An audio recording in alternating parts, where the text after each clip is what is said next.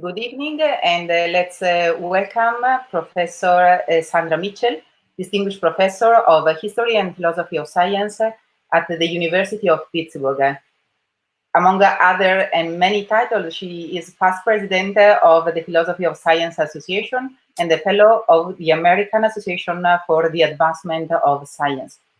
Sandy, thank you very much for accepting this interview. It's an honor for us to have you here. And let me start with the first question. Thinking of the current, this today event, which are, in your opinion and experience, the main features of the current complex scenarios we should consider in the effort to contribute constructively to future economic and social scenarios? Well, thank you for the invitation. This is a really wonderful event. It's very exciting to see these groups of people coming together to expand the way we think about things, which I think is a good idea. So my studies of scientific explanation of complex systems have made it clear to me that we need to both broaden our conceptions of how things work, right, and loosen our commitment to single solutions to problems. In a changing environment with systems of different degrees of connectedness and dependence on each other, there will not be a one-size-fits-all rule. Or the current solutions we find now, we shouldn't expect them to work forever.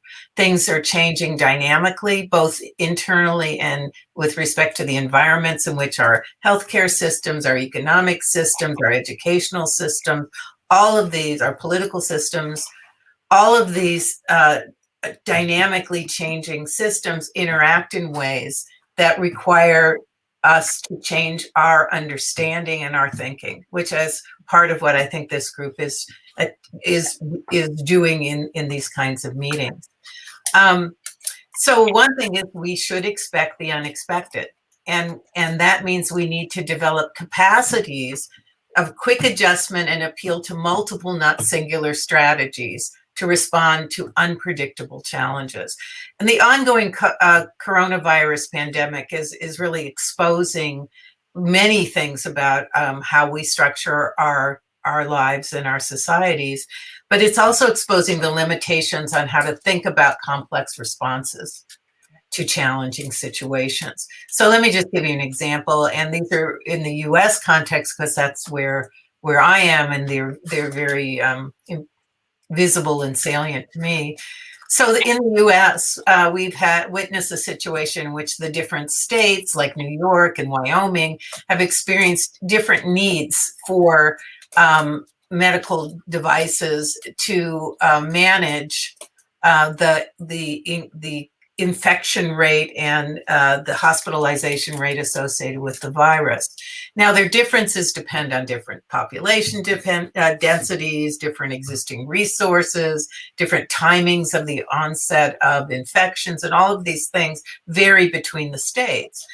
That said, none of the US states had sufficient preparation for the projections of cases of infections in terms of the ventilators or personal protective equipment that was needed. None of them had enough, right? But what they would need was variable. And the prospect of hundreds of thousands of people dying from lack of equipment clearly needed a response. Now, unfortunately, the US federal government decided to implement a strategy to solve the distribution and supply problem by a competitive market model. Okay, the law of supply and demand. It's a law to apply to everything, right? Then so they let each state compete with each other and compete with the federal government to purchase their own supplies. Okay, this has failed. It's failed to meet the needs of the citizens of the United States, and instead you had chaos, prices went up, stockpiles and hoarding occurred, individuals at home were sewing masks for hospital workers, and over 60,000 people so far have died in the United States, and unemployment skyrocketed. Okay. Okay. So the competitive selection, let the different agents compete in order to solve this, to adapt to this new environmental situation, does work in some cases, and we've learned that from looking at evolutionary biology. The evolution by natural selection over time will adjust a population to changing environmental conditions like a virus or some global warming. But it's it's not just a slow process, but it's also not the right model for the situation we're seeing now. The different, in a more technical sense, different states in the US do not collectively make up a Darwinian population, okay, who solve the problem of scarcity by selective elimination, preserving the fittest ones. So it's not like the fittest states will survive and the other ones will die off. That's not the right kind of solution, even though that is a solution to adaptation to new environmental conditions. So what I've learned about biology is that there's more than just one way to solve those sorts of problems. And again, these are resources to think about the social decisions and policies we're trying to make. There are at least two other ways in which complex biological systems respond to disruption. And they might be more appropriate to model for our understanding of what's going on with the challenges of the current pandemic. That requires us to think outside the box of competitive selection. Unfortunately, not everybody is doing that, and so I'm going to also give you some examples of it again. But the two other ways in which complex systems do adjust to new challenges, one is robustness of organisms, and the other is ecosystem sustainability. And these, again, are interesting and apply to systems that have different features, right? Of different degrees of how tightly connected they are and what their dependencies of their parts are on each other, and what their resources are for responding. So let me talk about each of those and suggest how they might be better models for understanding health and economics in the pandemic. So robustness is a feature of a whole organism whose parts cooperate flexibly to preserve a system-level function in the face of disturbance. What does that mean?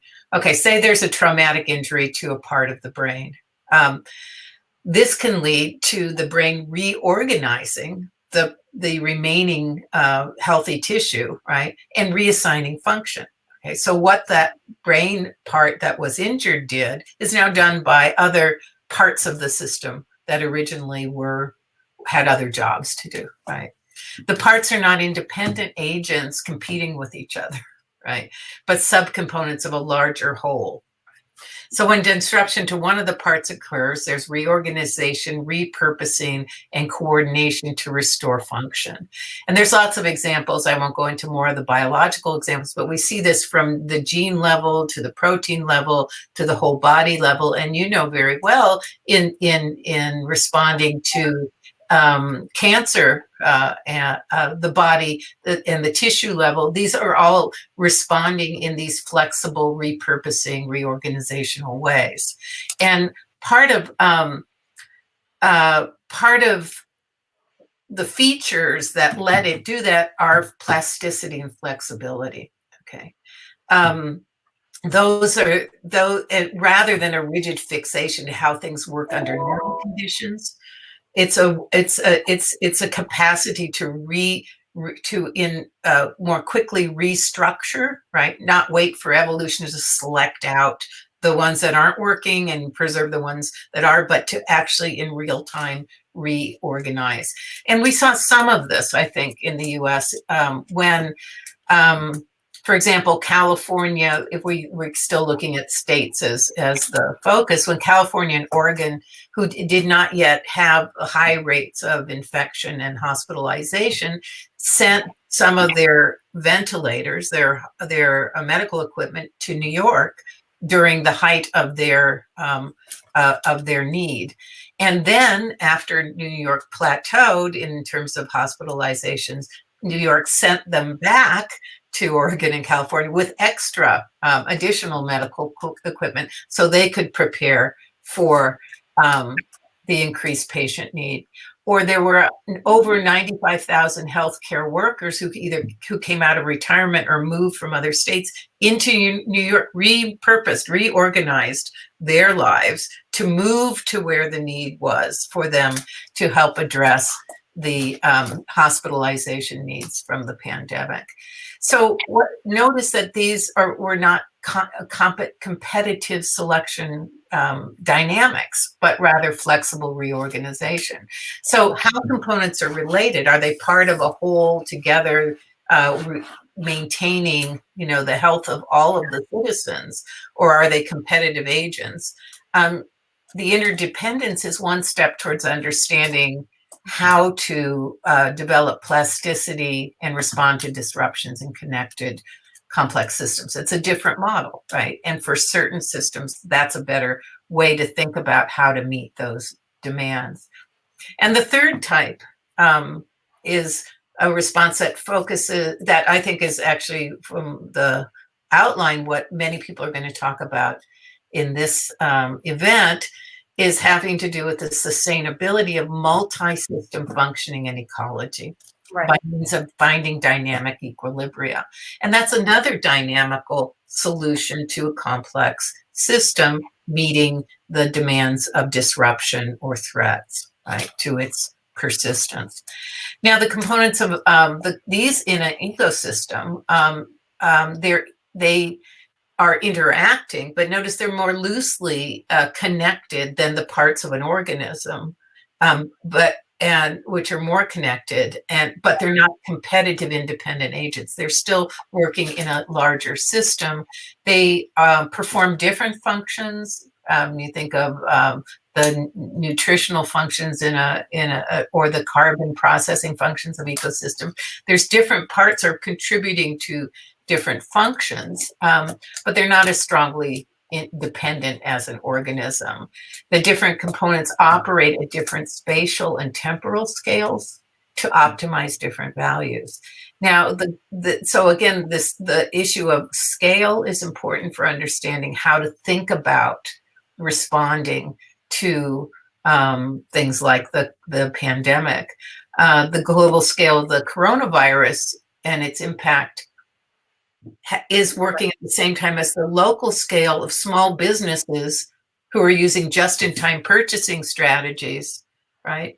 And the dependencies of the healthcare solutions, right, are operating at the same time as we're trying to find economic solutions, right, to both provide the needs for healthcare and to provide the needs for the persistence of the economy and work, right? So you can't give everything to healthcare and then people in the US at least don't have sufficient funds to feed themselves, right? These things, they have different goals. They're working in different, sometimes at different scales and in different temporal scales as well. So the question with looking at a coupled, say, healthcare, a coupled ecosystem, which involves the natural environment and the economic and social social systems, requires us to again leave behind this kind of simple competitive model, right, of how to meet adapt to new conditions. But rather in an ecosystem framework, the key features have to do with redundancy and long-range equilibria and diversity, right? Yeah. So when we've seen that quick short-run solutions, think about invasive species, really good at getting themselves taking over an ecosystem, can lead to long-term collapse. And so you can't think just in terms of these individual competitive relationships. You have to have more long-range thinking and think about it in terms of equilibria. Yeah, thank you very much. I think that this emphasis on the possibility of combining local and global strategies and thinking of the importance of scales, right, in these dynamics, I would say that they are temporal and spatial scales. Absolutely. And you probably have plenty of examples, but life is also teaching. And so let me ask a further question, maybe the last one for this interview. What kind of conceptual, philosophical resources do we have to develop effective strategies? Thinking of scenarios you have discussed and presented. So I think that what strategies will succeed depends on science. The science of, say, again, using this example, the science of the virus, right? The pattern of contagion, the duration of immunity, the demographic information about who hasn't and who has been infected. So we need to understand the nature of the systems that are coupled, right? So that's the natural world, right? And this is, you can run the same arguments for global climate change as well, right? These things that are global as well as local issues, you know, that have their own dynamics about what parts are combined. And one of the interesting things about, if you think about it in an ecosystem way, is there are historical components to ecosystem dynamics as well. So we have to understand where things, where we are and where we've come from to know where we can go. But it also requires recognizing the multiple types of feedback systems, right? Including competitive adaptation in populations, robust plasticity in organisms, and sustainable equilibria in ecologies to leverage those different, there's a whole toolkit, right, of dynamical processes that we have to have in our toolbox in order to try to figure out what's the best way to model a particular problem or aspect of a problem. One size does not fit all. We need all of these. They all work for different parts of a system, and we need to have them all.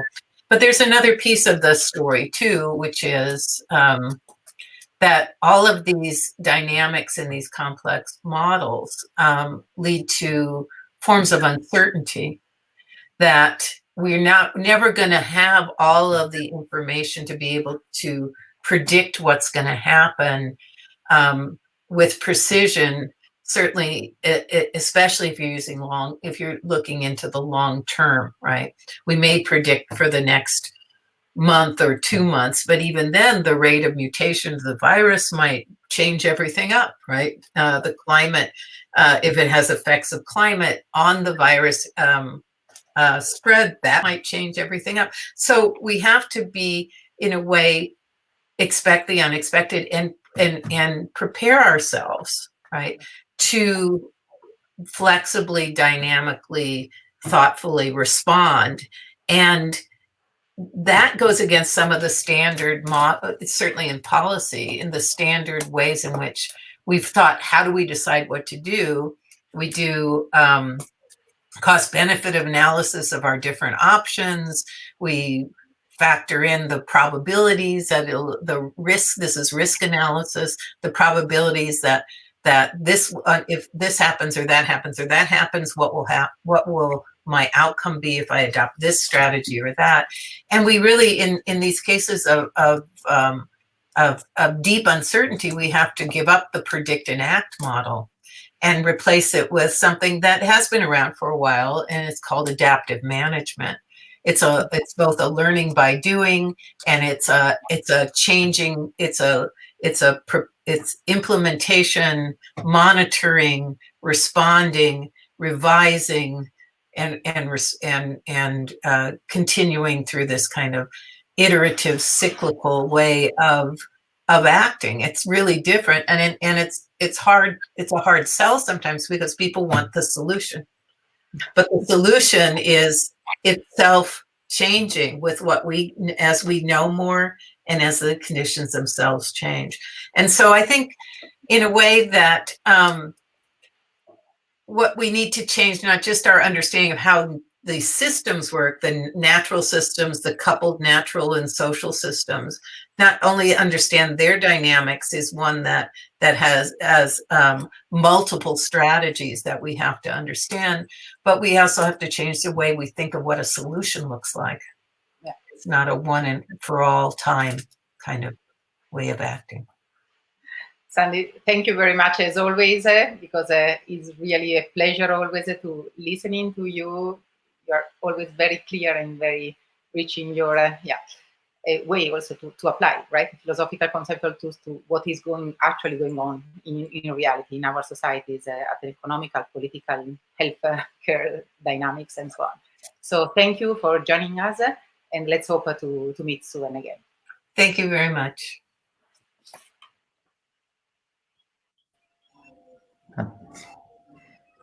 Ok, perfetto.